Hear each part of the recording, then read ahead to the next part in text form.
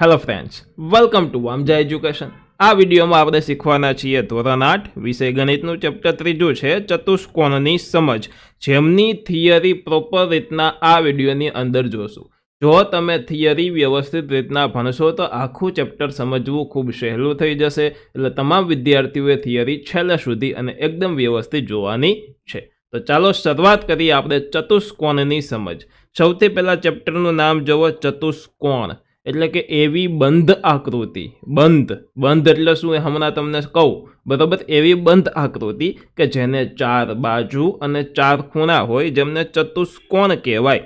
જેમ કે આ એક લંબચોરસ છે તો આ ચાર બાજુ થઈ ગઈ, ત્યારબાદ આ ચાર ખૂણા થઈ ગયા, બરાબર। તો એવી બંધ આકૃતિ, જો બંધ આકૃતિ છે, ક્યાંયથી ખુલ્લી નથી, તો તેવી આકૃતિને ચતુષ્કોણ કહેવાય। અને ચતુષ્કોણની પાયાની સમજ આપણે આ વિડીયોની અંદર શીખવાના છીએ। તો ચાલો શરૂઆત કરીએ। સૌથી પહેલાં ખાસ વસ્તુ કહેવાની, કામની પીડીએફ ફાઇલ તમારે જોતી છે તો પ્લે સ્ટોરમાંથી વામજા એજ્યુકેશન એપ્લિકેશન ડાઉનલોડ કરો। તેની અંદર આ ફ્રી કોર્સ નામનો ઓપ્શન છે, તેની અંદરથી તમે આની પીડીએફ ફાઇલ છે તે ચોક્કસથી જોઈ શકશો, બરાબર। તમારા ધોરણનો કોર્સ ખરીદવો છે તો આ બે જ ઓપ્શનની અંદર કોમ્બો કોર્સ હશે, એટલે કે બધા વિષય એક કોર્સની અંદર હોય। અને કોઈ પર્ટિક્યુલર સબ્જેક્ટનો કોર્સ ખરીદવો છે તો આ કોર્સ ઓપ્શનની અંદરથી તમે ખરીદી શકો છો। અને તમારા ધોરણના વોટ્સએપ ગ્રુપમાં તમારા લિંક ઓપ્શનમાં જઈ અને ચોક્કસથી જોઈન્ટ થઈ જજો। વોટ્સએપ ગ્રુપ છે આપણું, બરાબર, તેની અંદર એ વિડીયોઝ આવતા હોય છે, તો તેમાં તમારે જોઈન્ટ થઈ જવાનું છે। ચાલો આગળ વધીએ। જોવો જોઈએ, સૌથી પહેલાં ફક્ત રેખાખંડથી બનતા સાદા બંધ વક્રને બહુકોણ કહે છે। જુઓ, સૌથી પહેલા બહુકોણની વાત કરેલી છે, ચતુષ્કોણની વાત કરેલી નથી। ચતુષ્કોણ અને બહુકોણમાં શું ડિફરન્સ છે? બહુકોણનો અર્થ એવો થાય કે એક કરતાં વધારે ખૂણા હોય તેને બહુકોણ કહેવાય। પછી 3 ખૂણા, 4 ખૂણા, 5 ખૂણા, 6 ખૂણા, 2 ખૂણા, તો આ બધાને બહુકોણ કહેવાય, બરાબર।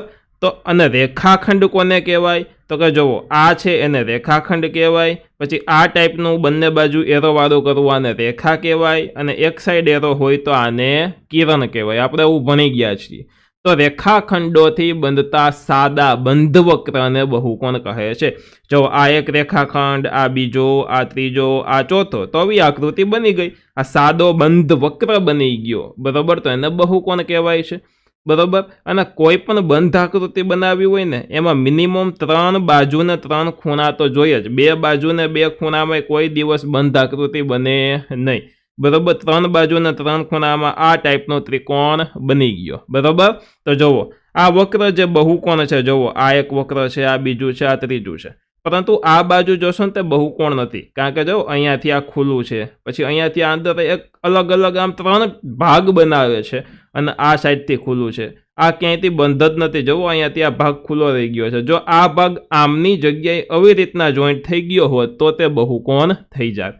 એટલે વક્ર જે બહુકોણ નથી, અને આ વક્ર જે બહુકોણ છે, આકૃતિમાંથી તમે જોશો તો તમને એકદમ પ્રોપર રીતે સમજાઈ જશે, ખબર પડી જશે। ડન।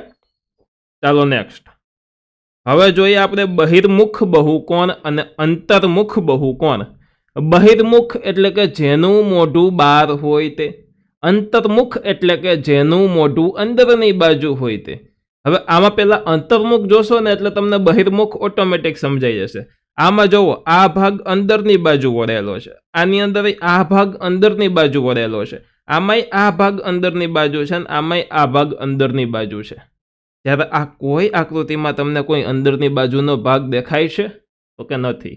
તો જે આકૃતિમાં કોઈ ભાગ અંદરની બાજુ વળેલો હોય તેને અંતર્મુખ બહુકોણ કહેવામાં આવે છે, અને આ રીતે હોય એટલે કે અંદરની બાજુ વળેલો ન હોય તો તેને બહિર્મુખ બહુકોણ કહેવામાં આવે છે। ડન છે?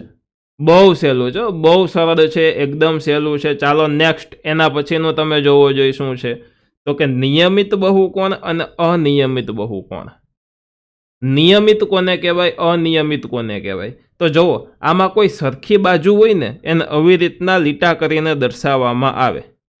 હવે આ આકૃતિમાં તમે જોશો ને તો થોડુંક ડિફરન્સ છે। અહીંયા સિંગલ લીટો છે અને અહીંયા ડબલ લીટા છે। આનો અર્થ શું થાય?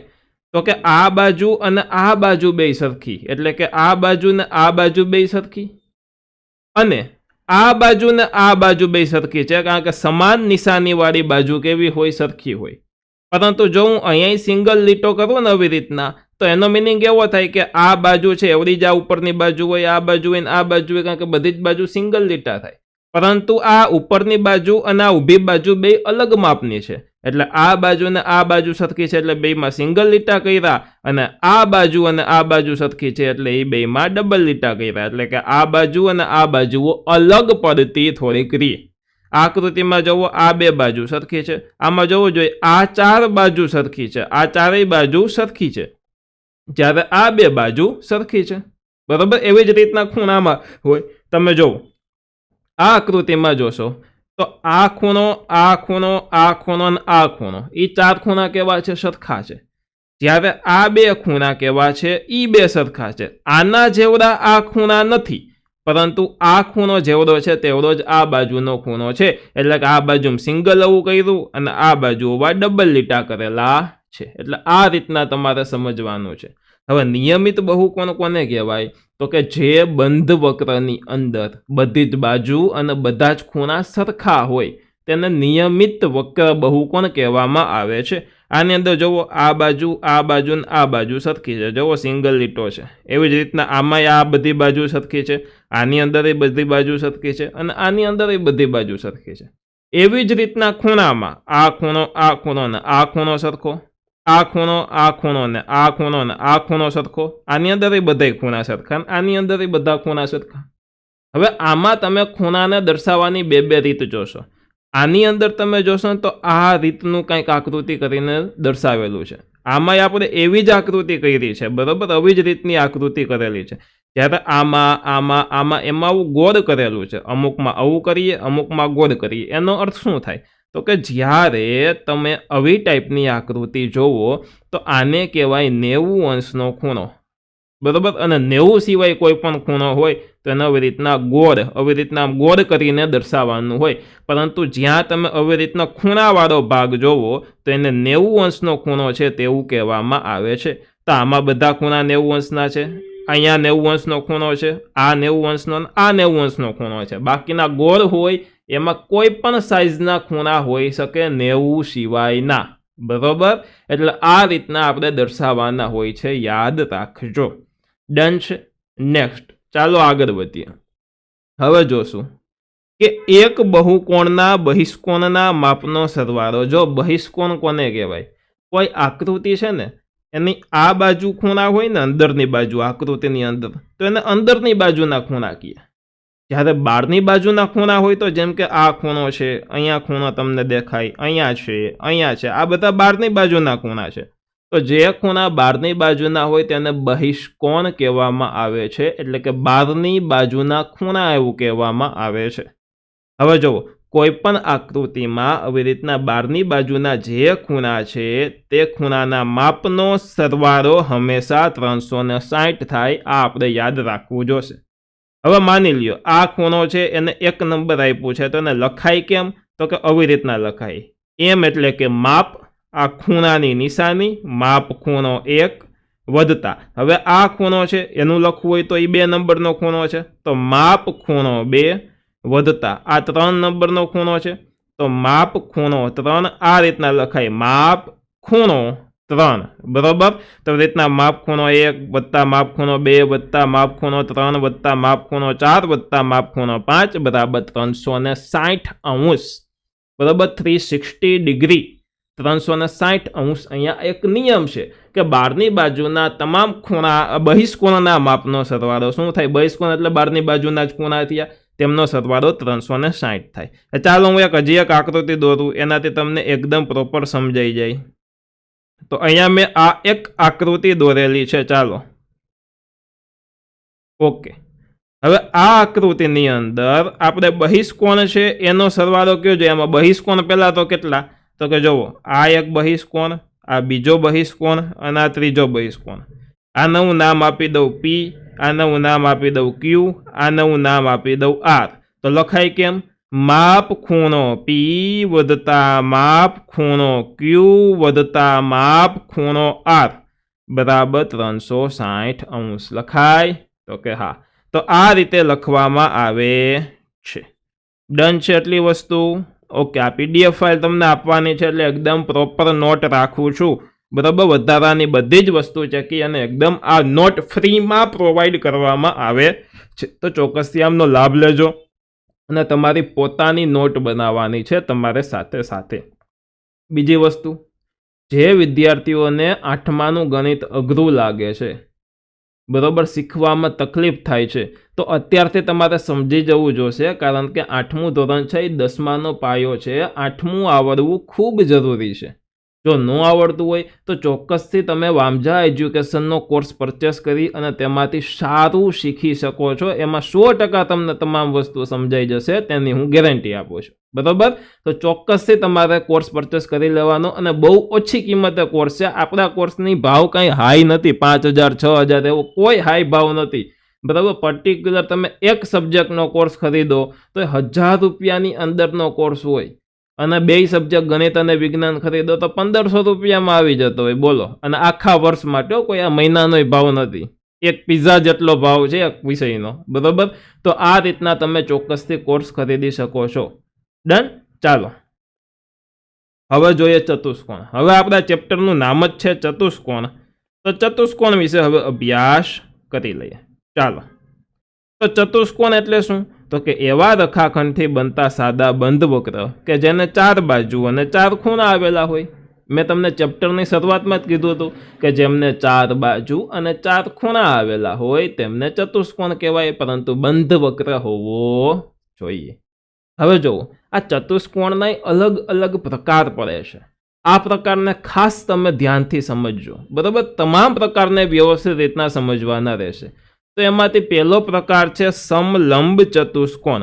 સમલંબ ચતુષ્કોણ કોને કહેવાય? તો જો આપણને ખબર છે આ ચતુષ્કોણ છે તો 4 બાજુ છે, 1 2 3 4. હવે 4 બાજુમાં આ બાજુ અને આ બાજુને સામસામેની બાજુ કહીએ કે એકબીજાની સામે સામે આવેલી હોય.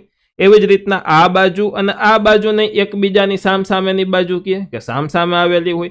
એવી જ રીતના આ ચતુષ્કોણ છે તો આ બાજુ અને આ બાજુને પાસેની બાજુ કહે, કારણ કે આમ જો આમ ભેગી બાજુ છે, એકબીજાને અડેલી બાજુ છે, પાસે આવેલી બાજુ છે. તો તમે સામસામેની બાજુ અને પાસેની બાજુનો ડિફરન્સ તમે વ્યવસ્થિત સમજી ગયા છો.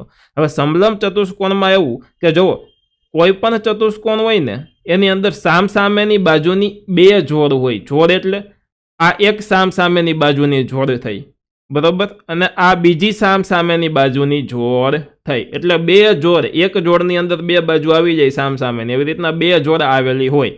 તો જેમાં સામસામેની બાજુની ફક્ત એક જ જોડની બાજુઓ પરસ્પર સમાંતર હોય. આની અંદર તમે જોશો ને તો આ એક જોડ થઈ ગઈ સામસામેની બાજુની, આ બાજુ ને આ બાજુ, આ બીજી જોડ થઈ ગઈ. હવે એમાંથી એક જોડ છે એ સમાંતર છે, કે આમ આગળ જાતા ક્યાંય છેદે નહીં, એને સમાંતર જોડ કહેવાય.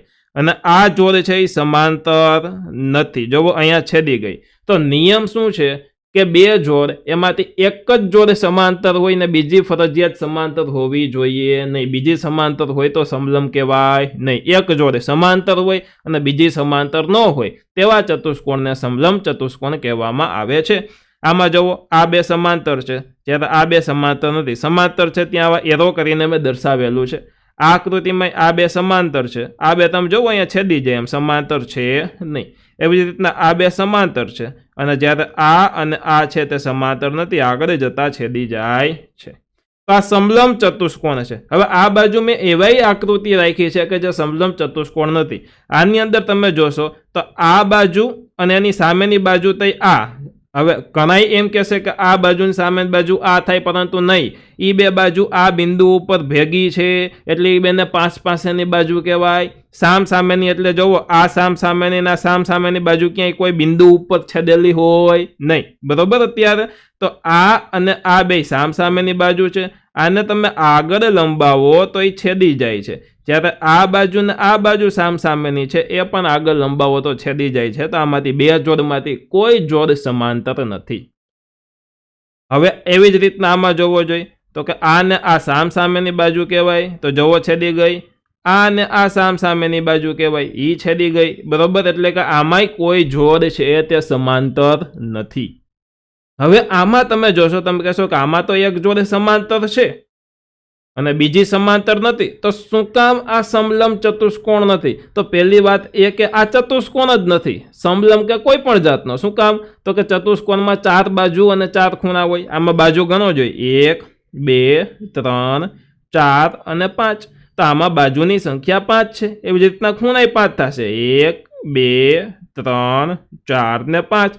5 બાજુ ને 5 ખૂણા છે. તો 5 બાજુ ને 5 ખૂણા હોય તો તેને પંચકોણ કહેવામાં આવે. શું કહેવામાં આવે? પંચકોણ કહેવામાં આવે. તો આ તો ચતુષ્કોણ જ નથી ભાઈ, સમલંબ કે કોઈ પણ જાતનો ચતુષ્કોણ જ નથી. તો સમલંબ ચતુષ્કોણ શું થયો? કે જેને 2 બાજુ સમાંતર હોય અને 2 બાજુ સમાંતર ન હોય તેને સમલંબ ચતુષ્કોણ કહેવાય. હવેના જે આપણે ચતુષ્કોણના પ્રકાર જોશું તેમાં સાથે સાથે તેના ગુણધર્મો આપણે જોવા જોશે. ગુણધર્મ એટલે કે નિયમો. બરોબર? જોજો, સહેલું છે, કાંઈ બહુ અઘરું નથી, અત્યારે ખાલી સમજવાનું જ છે. આ હતો સમલંબ. હવે સમલંબ પછી આવે સમાંતર બાજુ ચતુષ્કોણ. સમાંતર બાજુ એટલે શું થાય? તો કે જે ચતુષ્કોણની સામસામેની 2 બાજુની જોડ સરખી હોય. એમાં કેવું હતું કે એક બાજુની જોડ સરખી હતી અને એક બાજુની જોડ સમાંતર હતી અને બીજી બાજુની જોડ સમાંતર નથી. આમાં એવું નહીં, આમાં સામસામેની બાજુની જોડ સરખી હોય. જેમ કે આ જેટલા માપનો છે એટલા જ માપનો આ હોય અને આ જેટલા માપનો છે એટલા જ માપનો આ હોય. આમાં કોઈ સરખાની વાત નથી. જોવો, આમાં વાત છે સમાંતર હોય એટલે કે આમ આગળ હાઈલા જાય તોય છેદે નહીં, પરંતુ આમાં સરખાની વાત છે. માની લ્યો કે આ ઉપરનો 10 સેન્ટીમીટર હોય તો આ નીચેનો 10 જ સેન્ટીમીટર હોય, માપની વાત છે. આ છે એ 5 સેન્ટીમીટરનો હોય તો આ 5 સેન્ટીમીટરનો હોય. સામસામેની બાજુઓ સરખા માપની હોય તેને કહેવાય સમાંતર બાજુ ચતુષ્કોણ. સામસામેની બાજુની પ્રત્યેક જોડ સમાંતર હોય તેવા ચતુષ્કોણને સમાંતર બાજુ ચતુષ્કોણ કહેવામાં આવે છે. એના ગુણધર્મો આપણે જોઈ લઈએ તો કે સામસામેની બાજુની લંબાઈ સમાન હોય. જુઓ, આ અને આની લંબાઈ સમાન હોય, પહેલો ગુણધર્મ. બીજો ગુણધર્મ, સામસામેના ખૂણાના માપે સમાન હોય. આ જેવડો ખૂણો હોય એની સામેનો ખૂણો આ થાય, એ એવડો જ થાય. આ જેવડો ખૂણો હોય એની સામેનો ખૂણો આ થાય, એ પણ એવડો જ હોય. હવે આ જે આપણે ચોરસ કર્યું ને એની વચ્ચે આ ટાઈપના આપણે સામસામેના ખૂણાઓને જોડતા રેખાખંડો દોર્યા. તો આ રેખાખંડોને વિકર્ણ કહેવાય. આ પહેલો વિકર્ણ, આ બીજો વિકર્ણ. હવે આ વિકર્ણ જ્યાં છેદેનો અર્થ થાય દુભાગે. બરોબર? તો વિકર્ણ પરસ્પર દુભાગે છે. દુભાગે એટલે કે છેદે છે. બરોબર? તો આનો ત્રીજો નિયમ થઈ ગયો, ત્રીજો ગુણધર્મ થઈ ગયો કે વિકર્ણ પરસ્પર દુભાગે.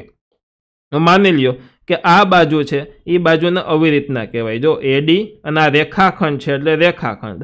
આ બાજુ છે એને કહેવાય CB અથવા તો BC. બરાબર? BC લખી શકો, CB લખી શકો, BC અને ઉપર કરવાનું રેખાખંડ. એ બે કેવા છે? સમાંતર છે. એટલે કે આમ આગળ તમે ગમે લઈ જશો ક્યાંય છેદે નહીં. તો સમાંતરની નિશાની આ ટાઈપના 2 લીટા, 2 દંડા થાય. એટલે જુઓ, AB સમાંતર DC એટલે કે AB અને DC બે સમાંતર છે, એ અહીંયા લખેલું છે. બીજું AD સમાંતર AC, આ સમાંતરની નિશાની છે એટલે કે AD સમાંતર AC. બરોબર? જો આમાં થોડીક ભૂલ છે, AD સમાંતર BC આવશે. શું આવશે? BC. એટલે AD સમાંતર, ચાલો BC. ડન. એટલે કે આનો અર્થ એવો થશે કે આ AD અને આ BC બે કેવા છે? સમાંતર છે. આગળ જતા ક્યાંય છેદશે નહીં. અને સમાંતરને આવા 2 દંડા વડે દર્શાવાય. આ બાજુને AD અને ઉપર લીટો એટલે રેખાખંડ. બરોબર? આ છે AD રેખાખંડ, AD અને રેખાખંડ. આ બાજુ છે DC રેખાખંડ. હવે ઘણી જગ્યાએ CD રેખાખંડ લખ્યું હોય તો એ સરખું થાય. આની જગ્યાએ ઘણી જગ્યાએ DA રેખાખંડ લખ્યું હોય તો એનો મિનિંગ એ જ થાય. AD લખી શકો, DA લખી શકો. ડન છે? આ છે તો આને લખાય AB રેખાખંડ અથવા તો BA રેખાખંડ. કોઈ પણ વસ્તુ તમે લખી શકો. હવે આને શું કહેવાય છે? વિકર્ણ કહેવાય છે. દુભાગે એટલે કે છેદે છે. છેદા ત્યાં આપણે નામ આપી દીધું છે O. 0 નથી, O છે. બરોબર? ડન.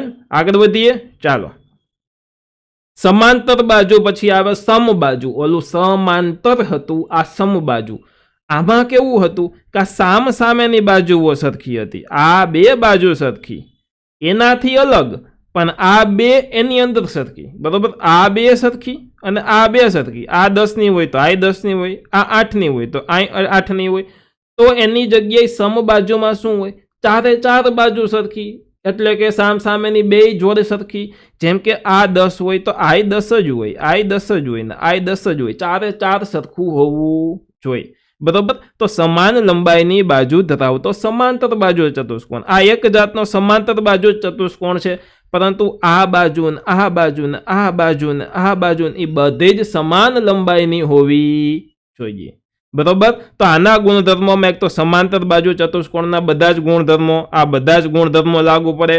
એના સિવાયનો વિકર્ણ પરસ્પર કાટખૂણે દુભાગે. વિકર્ણ દુભાગે તો છે, પરંતુ કાટખૂણે દુભાગે. કાટખૂણે દુભાગે એનો મિનિંગ એવો થાય કે અહીંયા જે ખૂણા થાય એ તમામ ખૂણા 90 અંશના થાય. આ 90 અંશનો, આ 90 અંશનો, આ 90 અંશનો અને આ 90 અંશનો ખૂણો, એટલે કે તમામ ખૂણા કાટખૂણે દુભાગે, એટલે કે તમામ ખૂણા 90 અંશના ખૂણા થાય. ડન છે? સમજાઈ ગયું? નેક્સ્ટ વધીએ આગળ. ચાલો હવે જોવો જોઈએ લંબચોરસ. લંબચોરસ કોને કહેવામાં આવે છે? બધાને ખબર હોય. જોજો, લંબચોરસ તો કે કાટકોણ ધરાવતો સમાંતર બાજુ ચતુષ્કોણ. મનમાં વિચારો, સમાંતર બાજુ એટલે શું? સમબાજુ નહીં, સમાંતર એટલે સામસામેની બાજુ સરખી હોય. આ બાજુ જેવડી હોય એવડી જ આ બાજુ હોય, આ બાજુ હોય એવડી જ આ બાજુ હોય, સામસામેની બાજુ સરખી હોય. પરંતુ આમાં શરત એ છે કે બધા જ ખૂણા કાટખૂણા હોય. ઓમાં કેવું હતું કે આ સામસામેના બે ખૂણા સરખા અને આ બે ખૂણા હતા એ બે સરખા. પરંતુ આમાં ચારે ચાર ખૂણા સરખા થશે, બધા જ ખૂણા 90 અંશના થશે. જુઓ અહીંયા 90 અંશના ખૂણો હોય ને આ રીતના દર્શાવાય ને, તો જુઓ બધા જ ખૂણા છે તે 90 અંશના ખૂણા છે. કેટલાના છે? તો કે 90 અંશના ખૂણા છે, એટલે કે બધા જ ખૂણા કાટખૂણા છે. એટલે કે કાટકોણ ધરાવતો સમાંતર બાજુ ચતુષ્કોણ. જ્યારે સમાંતર બાજુ ચતુષ્કોણ હોય ત્યારે તેના બધા જ ગુણધર્મો તો આવે જ, એટલે સમાંતર બાજુ ચતુષ્કોણના બધા જ ગુણધર્મો. એના સિવાયનો એક ગુણધર્મ આપણે શું ભણ્યા? બધા જ ખૂણા કેવા છે? કાટખૂણા છે. તો દરેક ખૂણા કાટખૂણો હોય છે. હવે આની અંદર આ વિકર્ણ પહેલું, આ વિકર્ણ બીજું, આ 10 સેન્ટીમીટરનું હોય તો આ પણ 10 સેન્ટીમીટરનું જ લંબચોરસમાં થાય, એટલે કે વિકર્ણની લંબાઈ સમાન હોય, બરોબર. હવે જો આ લંબચોરસ છે એમાં ચારે ચાર બાજુ સરખી નથી. આ બે બાજુ સરખી છે અને આ બે બાજુ સરખી છે. આ બાજુ 10 છે તો આ બાજુ 10 છે. આ બાજુ 5 છે તો આ બાજુ 5 છે. હવે આમાં આ બાજુ જેવડી છે એવડી જ આ બાજુ કરી દઉં, એવડી જ આ બાજુ કરી દઉં, એવડી જ આ બાજુ કરી દઉં, તો શું બની જાય? ચોરસ બની જાય. તો ચોરસની વ્યાખ્યા શું થાય? કે સમાન લંબાઈની બાજુ ધરાવતો એક જાતનો લંબચોરસ. આ લંબચોરસ જ છે, પરંતુ આ બાજુ આમાં જે આ ના સરખી નથી એ આમાં સરખી કરી દીધી. આ બાજુ જેવડી છે એવડી જ આ બાજુ છે, એવડી જ આ બાજુ છે ને એવડી જ આ બાજુ છે. એટલે સમાન લંબાઈની બાજુ ધરાવતો એક લંબચોરસ એટલે થઈ ગયો ચોરસ, બરોબર. એના ગુણધર્મોની વાત કરીએ તો સમાંતર બાજુ ચતુષ્કોણના જે ગુણધર્મો છે એ બધાય આવે, સમબાજુ ચતુષ્કોણના આવે, લંબચોરસના એ બધાય ગુણધર્મો આની અંદર આવી જાય. બધા જ ગુણધર્મોનો સમાવેશ આની અંદર કરી લેવાનો હોય છે. ડન છે? તો આ થઈ ગયું ચોરસ. નેક્સ્ટ હવે આવે પતંગાકાર ચતુષ્કોણ, અને આ છેલ્લો પ્રકાર છે, એટલે ચિંતા ન કરતા. પતંગાકાર ચતુષ્કોણ. પતંગાકાર એટલે કે પતંગ જેવો આકાર હોય તેવો ચતુષ્કોણ. પતંગ જેવા આકારની ખાસિયત તમે આકૃતિ જોઈને જ સમજી જાઓ. આમાં સામસામેની બાજુ કઈ થઈ? આની સામસામેની બાજુ આ થાય, જુઓ, અને આની સામસામેની બાજુ આ થાય. ત્યારે આ ને આ અને આ બાજુ ને આ બાજુ બે પાંચ પાસેની બાજુ થાય. તો આમાં પાંચ પાસેની બાજુ સરખી હોય. જુઓ, પાંચ પાસેની બાજુની આ એક જોડ અને આ બીજી જોડ. હવે આમાં એવું થાય, આ ને આ પાંચ પાસેની થાય, આ ને આ પાંચ પાસેની થાય. પરંતુ એવી કોઈ પણ બે જોડે પાંચ પાસેની થઈ જવી જોઈએ કે જેના માપ સરખા છે. તો આમાં આ માપ જેવડું છે એવડું જ આ છે, આ જેવડું છે એવડું જ આ છે. તમે પતંગ ચગાવતા હોય ત્યાં જોજો પાંચ પાસેની બાજુ કેવી હશે? સરખી જ હશે, બરોબર. તો આને કહેવાય પતંગાકાર ચતુષ્કોણ, કે પાંચ પાસેની બાજુની ફક્ત બે જોડે સમાન લંબાઈની હોય તેવા ચતુષ્કોણને પતંગાકાર ચતુષ્કોણ કહીએ.